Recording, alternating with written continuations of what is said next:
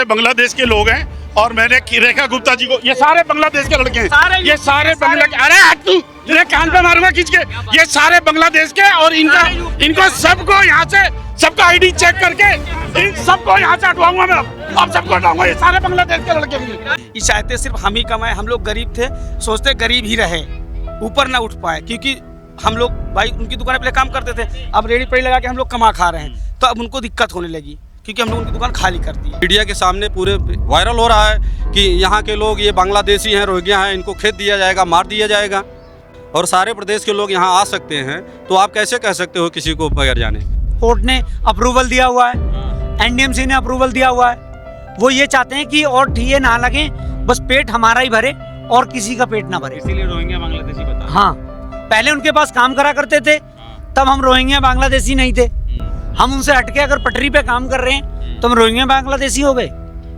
ये बात आप लोगों को दिल पे लग गई थी? दिल पे लगी हुई है सर, इससे कई लोगों को मीडिया पे चल रहा है, हर जगह चल रहा है, सब लोगों को लगता है कि ये बांग्लादेशी और ये उसी कारण से डर के मारे कुछ लोग नहीं आ रहे हैं। सारे यादव समाज को सबको दुख हुआ है इस बात को, पूरे यादव समाज जितने पूर्वांचल के हैं, जितने यहाँ हैं 100, 150, 500 बंदे हैं, सबको बहुत ज़्यादा दुख हुआ। सारा मामला है किराए का, क्योंकि उनके यहाँ जो बड़े बैठे बिल्डर थे वो सब हट चुके हैं, उन्होंने ज़्यादा लार्ज नंबर पे किराया ले रहा है, सारे समाज का शोषण कर रहे हो, जितने भी गरीब तबके से लोग आ रहे हैं सबका शोषण कर रहे हो।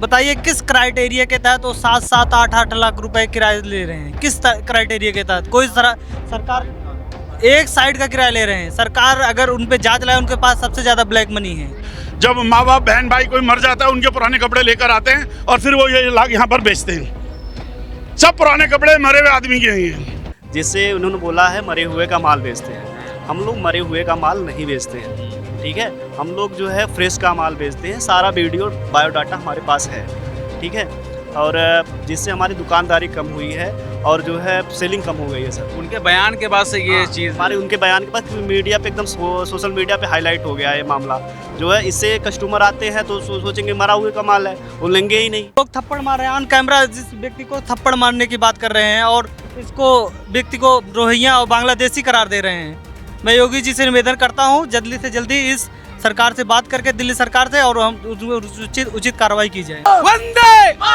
वंदे वंदे, हम बांग्लादेश नहीं, हम भारत के नागरिक हैं, हम हिंदू हैं, हिंदू। दिल्ली के सरोजनी नगर में स्टॉल और रेहड़ी पटरी लगाने वाले दुकानदारों को रोहिंग्या और बांग्लादेशी बुलाया जा रहा है, और ये बात यहाँ पर के व्यापारी वर्ग, वो व्यापारी वर्ग जो सरोजनी नगर के मार्केट एसोसिएशन के अध्यक्ष हैं, जो अपने एसी दुकान के अंदर बैठ करके इन गरीबों के ऊपर ये इल्ज़ाम लगाते हैं। हम इससे पहले जब आए थे तो हमारे ही कैमरा के ऊपर एक शख्स थे, उनका नाम मैं नहीं लेना चाहूँगा, जो इन भाई साहब को रोहिंग्या और बांग्लादेशी और थप्पड़ मारने की बात कर रहे हैं। तो उसके बाद वीडियो इस कदर वायरल हुई कि इन लोगों को भी अपना मोर्चा खोलना पड़ा और लिखना पड़ा यहाँ पर कि हम पूर्वांचल के मेहनत कश लोग हैं, ना बांग्लादेशी हैं ना रोहिंग्या हैं। तो मैं आपको बता दूं कि यहाँ पर सभी लोग हिंदू हैं, और एक बार नारा लगा दीजिए आप लोग, जय श्री राम, जय श्री राम, जय श्री राम, वंदे वंदे वंदे, हम बांग्लादेश नहीं, हम भारत के नागरिक हैं, हम हिंदू हैं, हिंदू। जो उस दिन हुआ था तो सबसे पहले आप ही को बोला गया था, वहाँ पर आप ही मौजूद थे, और आपको बोला गया था कि थप्पड़ मारूंगा और तुम रोहिंग्या हो, बांग्लादेशी हो, सबको जांच करा के बांग्लादेश भेजा जाएगा। कहाँ से हैं आप और क्या नाम? सर हम यूपी के रहने, हाँ, रायबरेली मेरा जिला है, पूर्वांचल का हूँ मैं, मेरा आधार कार्ड आईडी है, ये देखो। अच्छा ठीक है, उसको आप रख लीजिए जी। मैं वहाँ का रहने वाला हूँ, जो कपड़े वो यहाँ बेचते हैं अंदर, वही कपड़ा हम बाहर भी बेचते हैं। हाँ। पहले जब उनकी दुकान में लगा रहा था तब तो वो खुश थे, जब उनकी दुकान इतना हाई फाई किराया था उनके पास कि हम दे नहीं पा रहे थे, इस मध्य में किराया भाड़ा निकल नहीं पाता, इसलिए हम वहाँ से दुकान खाली कर दिए।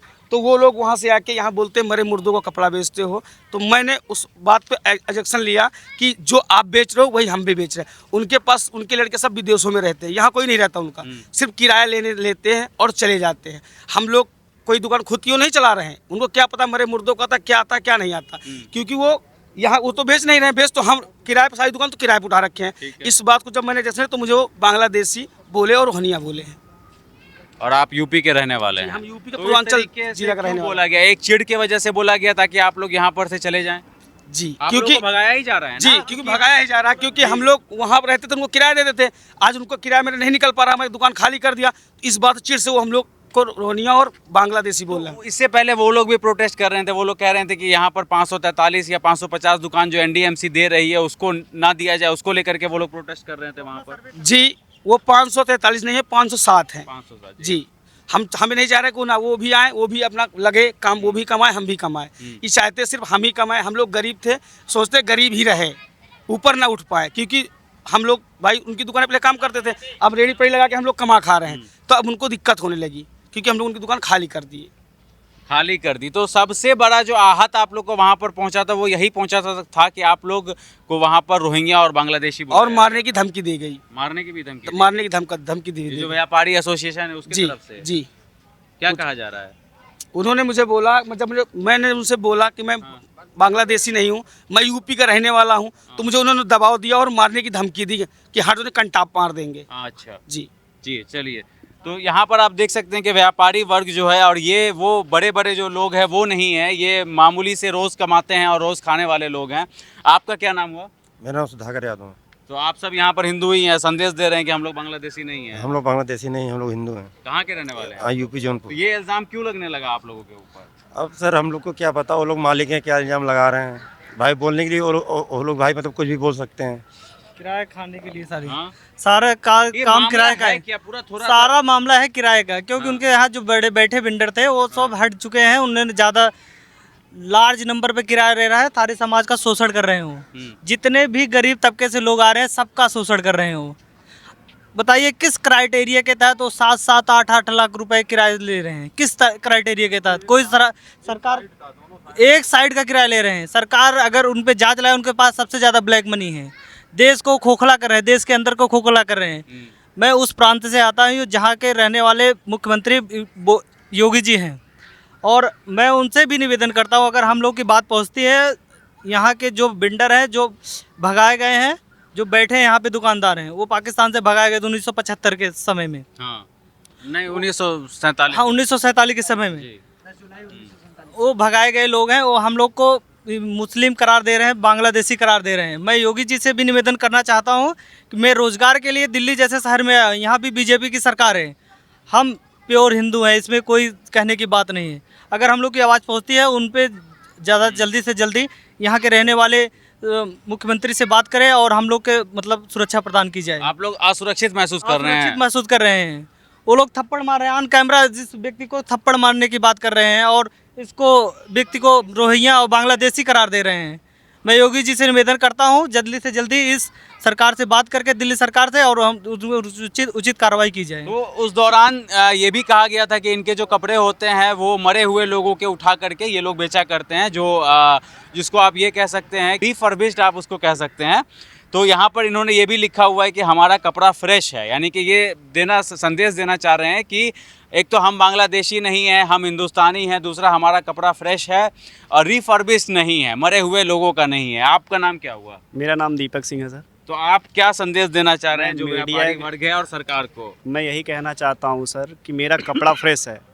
इन्होंने एक कह के हमारी दुकानों को बहुत प्रभावित किया है, हमारी दुकानदारी कम हो गई है, जिससे उन्होंने बोला है मरे हुए का माल बेचते हैं। हम लोग मरे हुए का माल नहीं बेचते हैं, ठीक है। हम लोग जो है फ्रेश का माल बेचते हैं। सारा वीडियो बायोडाटा हमारे पास है, ठीक है।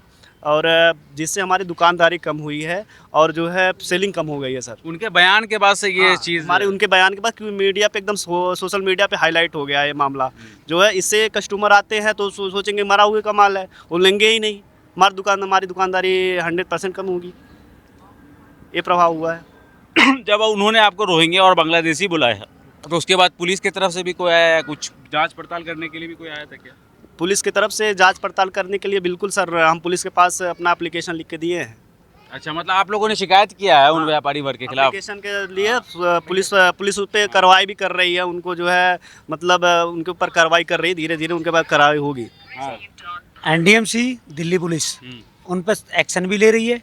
जो अनऑथराइज बैठे हैं एनडीएमसी भी हटाती है और दिल्ली पुलिस भी। हमें दिल्ली पुलिस और एनडीएमसी से उसके समर्थन में है जो 514 ठिये जो लग रहे हैं, क्योंकि उनसे और गरीब लोग भी जिएंगे। एनडीएमसी के साथ साथ व्यापारी वर्ग भी पैसा खाता है।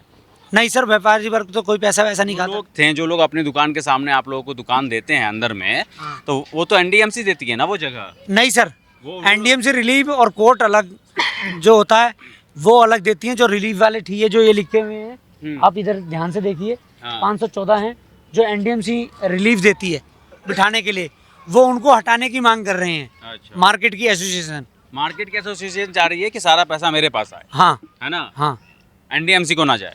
एनडीएमसी को ना, एनडीएमसी को पैसा नहीं, एक ही बार एनडीएमसी के खिलाफ ही तो वो लोग विरोध कर रहे थे ना। एनडीएमसी को ना, एनडीएमसी इसमें पैसा नहीं लेती, एक रिलीफ होता है, बैठा होता जी। है जो कोर्ट रिलीज करती है उनको कि उनको बिठा जाए, अपना भरण पोषण एक गरीब तबके का करे।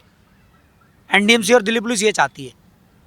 तो उस बयान के बाद आप लोगों की ज़िंदगी में क्या कुछ बदलाव आया है? किसी तरीके का लोग कम आना शुरू हो गए हैं, पुलिस वाले आ गए या कुछ ऐसा भी नहीं हुआ? सर, पुलिस और एनडीएमसी हमें कोई परेशान नहीं करती। हाँ। रेहड़ी पटरी के साथ मिलजुल के काम करती है और बड़े लोगों को भी मिलजुल वो के लोग काम कहते करती है। हैं कि जो कपड़ा 1000 रुपए में मिलता है हमारे दुकान में, आप लोग बेच देते हैं 200 रुपए में, तो हमारा भी नुकसान सर ऐसा कुछ नहीं, वही कपड़ा यहाँ बिकता, वही कपड़ा वो वहाँ लेकिन बिकता। आप लोग कम दाम में बेच देते हैं नहीं ना? सर, कम दाम में नहीं, रेट वही रहता हमारा भी, 100-150 उनका, 100-150 हमारा। अच्छा, हाँ जी सर, रेट वही रहता है सब, हाँ आप जी, दोनों हाँ का जी। सबका सेम है रेट। सेम रेट है, ये उनका यही रेट है, हमारा भी वही रेट है। तो इससे पहले वो लोगों ने जो हड़ताल किया था, सारी दुकानें बंद कर दी थी, वो ये कह रहे थे कि एनडीएमसी के जो ये 514 जो दुकानें दी जा रही हैं, इसके खिलाफ उन्होंने मोर्चा खोला था वहाँ पे। सर इसके खिलाफ तो मोर्चा खोला था, बाकी किस बिहाफ पर उन्होंने खोला, सबसे बड़ी बात है कोर्ट ने अप्रूवल दिया हुआ है, हाँ। एनडीएमसी ने अप्रूवल दिया हुआ है।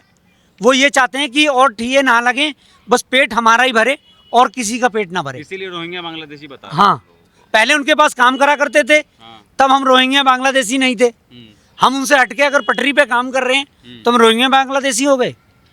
ये बात आप लोगों को दिल पे लग गई थी? दिल पे लगी हुई है सर, इससे कई लोगों को मीडिया पे चल रहा है, हर जगह चल रहा है। सब लोगों को लगता है कि ये बांग्लादेशी और ये उसी कारण से डर के मारे कुछ लोग नहीं आ रहे हैं। सारे यादव समाज को सबको दुख हुआ है इस बात को। पूरे यादव समाज जितने पूर्वांचल के हैं, जितने यहाँ हैं, 100, 150, 500 बंदे हैं, सबको बहुत ज़्यादा दुख हुआ। हम निवेदन यही करते हैं, मतलब कुछ भी बोल देते रोहिंग्या बांग्लादेशी ना, कुछ भी बोल देते। कुछ भी बोलते, अपना व्यापार के बारे में जो भी कपड़े लत्ते का बोल रहे हैं वो बात एक अलग है, बाकी ये पूरे समाज को, यादव समाज को बोला जा रहा है। ये यादव समाज का बच्चा है, ये भी यादव समाज के हैं, कुछ अलग भी हैं, हर जाति के हैं। कोई बिहार से आया है, कोई बंगाल से कर रहा है, कोई यूपी से कर रहा है, कोई बिहार उत्तराखंड से कर रहा है। आपका क्या नाम हुआ सर? मेरा नाम विवेक कुमार यादव। उनकी क्या कोई स्ट्रेटेजी थी आप लोगों को भगाने के लिए, जो आप लोगों को रोहिंग्या बांग्लादेशी उन्होंने बताया कि यहाँ से आप लोग चले जाएं किसी के? अब उनकी स्ट्रेटजी क्या है, वो किसके खिलाफ हैं, वो उनको मालूम होना चाहिए। उनकी मांग आप लोगों के समझ क्या रखनी चाहिए। कहना चाहते हैं? लेकिन वो हमारे ठीए पर, हमारे रेहड़ी पटरी पे आके आप लोगों के प्रेस के साथ उन्होंने हम लोगों को यहाँ से बांग्लादेशी रोहिंग्या बोला और मारने की धमकी देकर गए। ये सरासर गलत है। हम भारत जैसे देश में रहने वाले हर प्रदेश के लोग कभी भी भारत जैसे देश की राजधानी दिल्ली में रहते हैं। ये आप कैसे कह सकते हो कि ये भाई ये बांग्लादेशी है, रोहिंग्या? ना हम उससे बिलोंग करते हैं, ना हम वहाँ की सीमा के नज़दीक हैं। हम भारत जैसे देश की राजधानी में रह रहे हैं और सारे प्रदेश के लोग यहाँ आ सकते हैं, तो आप कैसे कह सकते हो किसी को बगैर जाने? ये आरोप कैसे लगा सकते हो आप? बहुत दुख हुआ। बहुत दुख होगा, क्यों नहीं होगा, कि ये किसी देश के वासी को आप कहीं का बता दो।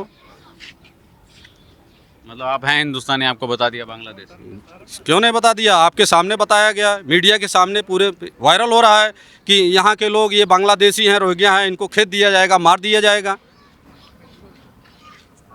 तो इस तरीके से उनको नहीं कहना चाहिए था। नहीं कहना चाहिए। क्या प्रूफ है आपके पास? आपने किसी को पकड़ा? सरकार कहती है, सरकार ने सिद्ध किया, SIR किया, उन्होंने वहाँ के लोगों को हटाया। आपके पास क्या प्रूफ है जो आपने कह दिया ऐसे? आपको क्या अधिकार मिला? आप मार्केट एसोसिएशन, आप अपनी खिलाफत कर सकते हो, लोगों की जाति, कास्ट और किस देश के वासी हैं इसका आपको मिल गया समर्थन कि आप इसकी जांच करो। तो अभी आप क्या बोलना चाहेंगे उन लोगों से कि बस आप लोग जैसे जहाँ पर हैं उनको आप लोगों को वहीं पर छोड़ दिया जाए, किसी तरीके से परेशान न किया जाए? नहीं, हमको ना परेशान किया जाए, हमको किसी तरह का आरोप नहीं सिद्ध करना चाहिए। हम लोग नहीं लगाना चाहिए। हम लोग भारत देश के नागरिक हैं, उत्तर प्रदेश से बिलोंग करते हैं, जौनपुर ज़िले, वाराणसी ज़िले से हम लोग भी हैं।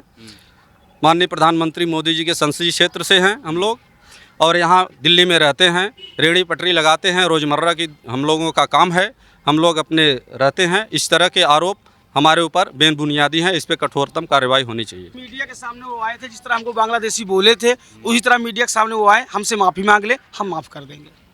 माफ कर देंगे। हाँ, अगर वो जिस तरह मीडिया के साथ आए थे, जिस मार्केट में से आए हैं। अभी अभी क्या परेशान चल रहे हैं वो बहुत ज्यादा? कौन परेशान चल रहा है? वही जो बोले थे कि बांग्लादेशी रोहिंग्या हैं। वो परेशान नहीं होता, अगर परेशान होता तब तक मेरे पास आते, पूछते, कुछ कहते, मुझसे कुछ नहीं कहा। ठीक है, हमसे एक यही निवेदन है योगी जी से, बीजेपी सरकार में यही हुआ है भाई साहब से कि हमें जिस तरह आके सब मीडिया के सामने, पब्लिक के सामने मुझे बांग्लादेशी बोला गया, उसी तरह आके मेरे सामने माफ़ी मांग ले, हम उनको माफ़ कर देंगे। चलिए ठीक।